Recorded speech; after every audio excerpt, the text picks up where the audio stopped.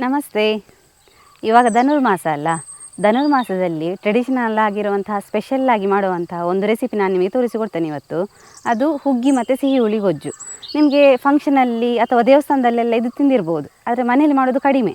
ಅದು ಸಿಂಪಲಾಗಿ ಮಾಡುವಂಥದ್ದು. ನಾನು ಇವತ್ತು ಅದು ಹೇಗೆ ಮಾಡೋದು ಅಂತೇಳಿ ತೋರಿಸಿಕೊಡ್ತೇನೆ. ನಾನು Asha Udupa Kateel. Welcome back to Karavali mirror.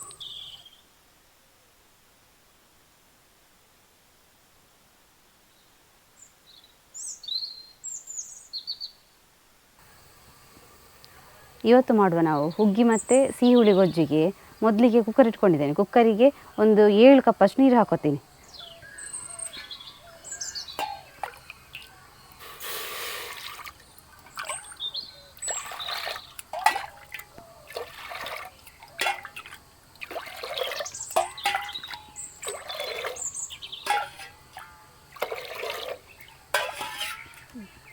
ಹುಗ್ಗಿ ಮಾಡಲಿಕ್ಕೆ ಎಂತೆಲ್ಲ ಐಟಮ್ ಬೇಕಂತ ಹೇಳಿ ನೋಡೋದಾದರೆ, ಮೊದಲಿಗೆ ನಾನು ಊಟದಕ್ಕೆ 1 ಲೋಟದಷ್ಟು ತೊಗೊಂಡಿದ್ದೇನೆ. ಇದನ್ನು ಚೆನ್ನಾಗಿ ತೊಳೆದಿಟ್ಟುಕೊಂಡಿದ್ದೇನೆ. ಊಟದಕ್ಕೆ ಅಥವಾ ದೋಸೆಗೆ ಯಾವುದಾದ್ರೂ ತೊಗೋಬೋದು. ಹಾಗೆಯೇ ಅರ್ಧ ಲೋಟದಷ್ಟು ಹೆಸರುಬೇಳೆಯನ್ನು ಚೆನ್ನಾಗಿ ತೊಳೆದಿಟ್ಕೊಂಡಿದ್ದೇನೆ. ಹಾಗೆಯೇ 2 ಮೆಣಸನ್ನು ಚಿಕ್ಕದಾಗಿ ಕಟ್ ಮಾಡ್ಕೊಂಡಿದ್ದೇನೆ. 1 ಇಂಚಷ್ಟು ಶುಂಠಿಯನ್ನು ಜಜ್ಜಿ ಇಟ್ಕೊಂಡಿದ್ದೇನೆ.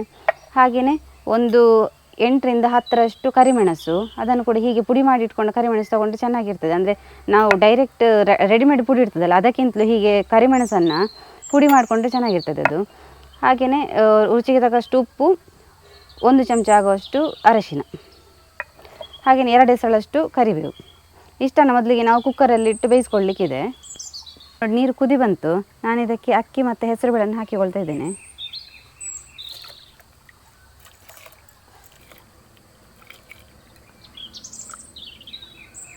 ನಾವಿಲ್ಲಿ ನೀರು ಜಾಸ್ತಿ ಇಟ್ಕೊಳ್ಳೋದು ಯಾಕಂತ ಹೇಳಿದರೆ, ಅಕ್ಕಿ ನಮಗೆ ಬಿಡಿ ಬಿಡಿಯಾಗಿ ಬೇಕಾಗಿಲ್ಲ, ಮುದ್ದೆ ಮುದ್ದೆ ಇರಬೇಕು. ಹಾಗೆ ನಾವು 1 ಲೋಟ ಅಕ್ಕಿಗೆ 7ರಿಂದ 8 ಲೋಟ ನೀರು ಹಾಕ್ಬೋದು.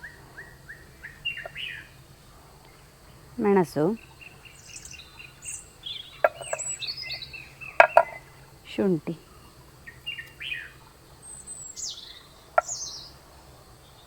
ಅರಶಿನ,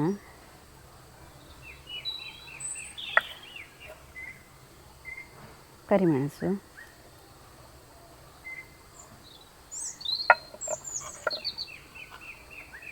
ರುಚಿಗೆ ತಕ್ಕಷ್ಟು ಉಪ್ಪು,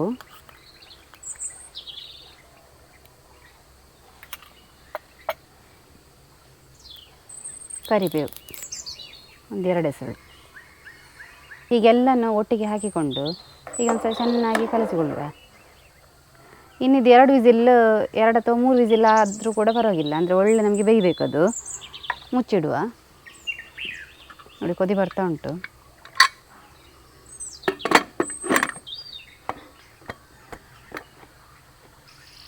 ಇನ್ನಿದೊಂದು 3 ವಿಸಿಲ್ ಬರಲಿ. ಹುಗ್ಗಿ ಮಾಡಿ ಆಯಿತು. ಇನ್ನು ಅದಕ್ಕೆ ಮ್ಯಾಚ್ ಆಗುವಂತಹ ಸಿಹಿ ಹುಳಿ ಗೊಜ್ಜು ಹೇಗೆ ಮಾಡೋದು ಅಂತೇಳಿ ನೋಡುವ. ನೋಡಿ, ಬಾಣಲೆ ಇಟ್ಟಿದ್ದೇನೆ. ಬಾಣಲಿಗೆ ಒಂದು 2 ಚಮಚ ಆಗುವಷ್ಟು ಎಣ್ಣೆ ಹಾಕ್ಕೊಳ್ಬೇಕು.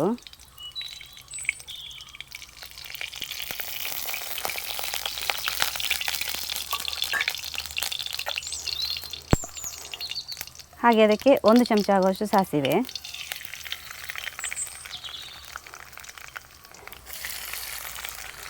ನಿಮಗಿದು ಸಿಹಿ ಹುಳಿ ಗೊಜ್ಜು ಅಂತ ಹೇಳಿದರೆ ಅದೊಂಥರ ಡಿಫ್ರೆಂಟ್ ರೆಸಿಪಿ ಅಂತ ಹೇಳ್ಬೋದು. ಯಾಕೆಂದರೆ ಅದು ಹುಗ್ಗಿಗೆ ಮ್ಯಾಚ್ ಆಗುವಂಥದ್ದು. ಹುಗ್ಗಿ ಅಂದರೆ ಸ್ವಲ್ಪ ಸಪ್ಪೆ ಸಪ್ಪೆ ಇರ್ತದೆ ನೋಡಿ, ಅದಕ್ಕೆ ಮ್ಯಾಚ್ ಆಗುವಂಥ ಸಿಹಿ ಹುಳಿ ಗೊಜ್ಜು.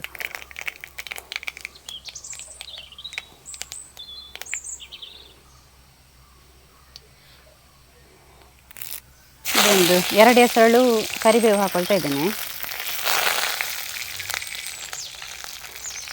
ಹಾಗೆಯೇ ಒಂದು 2 ಮೆಣಸನ್ನು ಕಟ್ ಮಾಡಿ ಇಟ್ಕೊಂಡಿದ್ದೇನೆ. ಹಾಗೆ 1 ಇಂಚ್ ಆಗುವಷ್ಟು ಶುಂಠಿ, ಅದನ್ನು ಕೂಡ ಜಜ್ಜಿ ಇಟ್ಕೊಂಡಿದ್ದೇನೆ.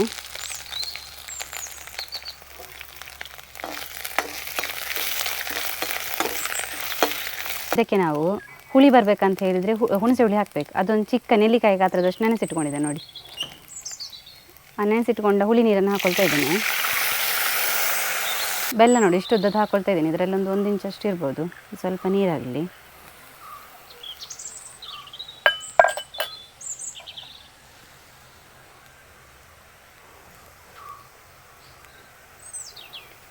ಒಂದು ಚಿಕ್ಕ ಚಮಚದಷ್ಟು ಅರಿಶಿನ ಹಾಕ್ಕೊಳ್ತಾ ಇದ್ದೇನೆ.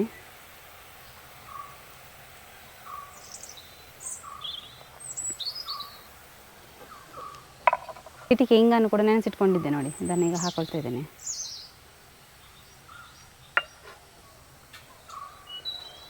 ಸ್ವಲ್ಪ ನೀರು ಹಾಕಬೇಕಲ್ಲ, ಇದಕ್ಕೆ ನಾನು ಒಂದು ಅರ್ಧ ಲೋಟದಷ್ಟು ನೀರು ಹಾಕೊಳ್ತೇನೆ. ಇದೊಂದು ಚೆನ್ನಾಗಿ ಕುದಿ ಬರಲಿ.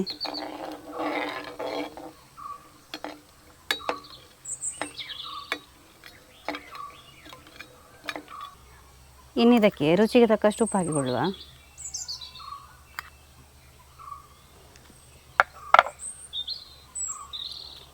ಹಾಗೆಯೇ ಸಾಂಬಾರು ಪುಡಿ 1 ಚಮಚದಷ್ಟು ಹಾಕೊಳ್ತಾ ಇದ್ದೇನೆ.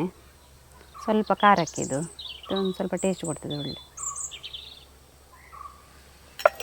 ಇನ್ನಿದು ಒಂದು ಕೊದಿ ಬಂದರೆ ಆಯಿತು, ನಮ್ಮದು ಸಿಹಿ ಹುಳಿ ಗೊಜ್ಜು ರೆಡಿ ಆಗ್ತದೆ.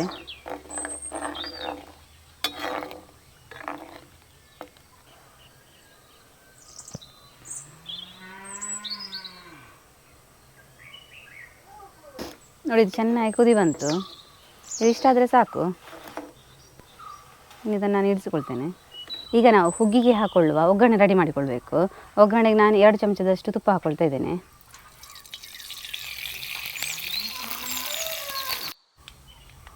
ನೋಡಿ ಇನ್ನಿದ್ದಕ್ಕೆ 2 ಎಸಳು ಕರಿಬೇವು ಹಾಕ್ಕೊಳ್ತಾ ಇದ್ದೇನೆ.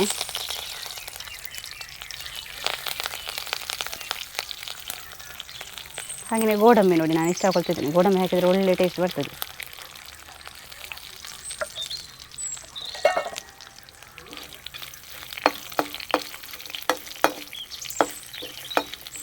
ಗೋಡಂಬಿ ಸ್ವಲ್ಪ ಬ್ರೌನ್ ಕಲರ್ ಬಂದರೆ ಸಾಕು.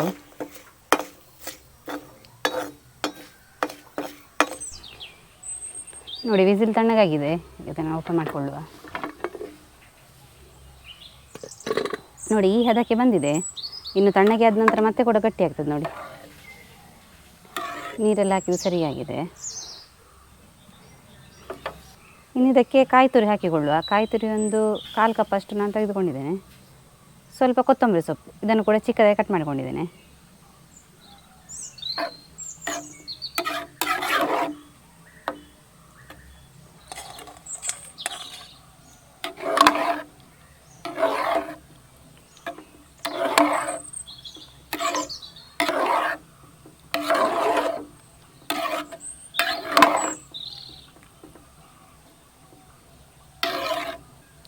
ನೋಡಿ ಬಿಸಿ ಬಿಸಿ ಹುಗ್ಗಿ ರೆಡಿಯಾಗಿದೆ.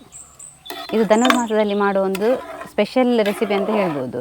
ಅಂದರೆ ಬೇರೆ ಟೈಮಲ್ಲಿ ಯಾರಷ್ಟು ಜಾಸ್ತಿಯಾಗಿ ಮಾಡಲ್ಲ. ಮತ್ತು ಇದು ಆರೋಗ್ಯಕ್ಕೆ ಕೂಡ ತುಂಬ ಒಳ್ಳೆಯದು. ಹೆಸರುಬೇಳೆ ಎಲ್ಲ ಹಾಕಿ ಮಾಡುವಂಥದ್ದಲ್ವಾ.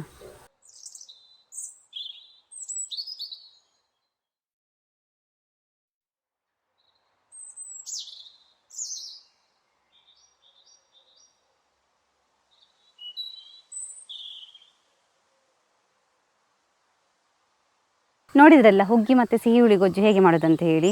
ಈ ರೆಸಿಪಿ ಇಷ್ಟ ಆದರೆ ನಿಮ್ಮ ಫ್ರೆಂಡ್ಸ್ ಜೊತೆ ರಿಲೇಟಿವ್ಸ್ ಜೊತೆಗೆ ಶೇರ್ ಮಾಡಿ. ಯಾರಾದರೂ ನಮ್ಮ ಚಾನಲ್ನ ಹೊಸಬ್ರು ನೋಡ್ತಾ ಇದ್ದರೆ ಸಬ್ಸ್ಕ್ರೈಬ್ ಮಾಡೋದನ್ನು ಮಾತ್ರ ಮರಿಬೇಡಿ. ನಮ್ಮ ಚಾನಲ್ನ ಹೀಗೆ ನೋಡಿ ಫಾಲೋ ಮಾಡಿ ಸಬ್ಸ್ಕ್ರೈಬ್ ಮಾಡಿ ಸಪೋರ್ಟ್ ಮಾಡ್ತಾಯಿರಿ. Thank you.